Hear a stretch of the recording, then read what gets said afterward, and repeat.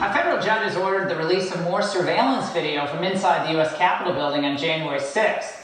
So, surely the tape proves what the Democrats have been telling us about January 6th for months. Participating in an insurrection, an armed insurrection against the government, is among the most serious ethics violations you could imagine. I will never forgive those people and the president who instigated the insurrection. These were rioters, insurrectionists, goons, thugs, domestic terrorists. But the Biden administration and the U.S. Capitol Police bitterly fought the release of the surveillance tapes. And now we know why. Well, they completely undermine the left's narrative of a coordinated assault. Instead, what we see is the majority of the people that day were just aimlessly kind of milling about different parts of the building. Some people were waving flags. You can see some people climb through a broken window.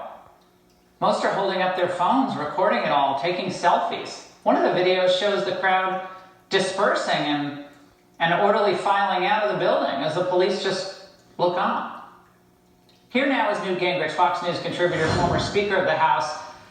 Newt, no one's trying to condone some of the worst things we saw on January 6th that were stomach-turning, but this day has been used to target Trump supporters, surveil them, criminalize speech, and now this committee has been launched with Liz Cheney sitting on it. What does that tape tell you? Well, look, I think it's pretty clear, and the FBI has already issued a report saying there is no evidence of any significant conspiracy. You had a group of people who did break the law, they trespassed, they should be prosecuted. That's normally a misdemeanor.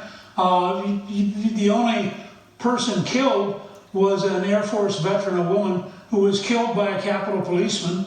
I suspect that they have been very reluctant to release all of the surveillance tapes, and I think they ought to release all of them because they simply don't hold up to what the Democrats want people to believe.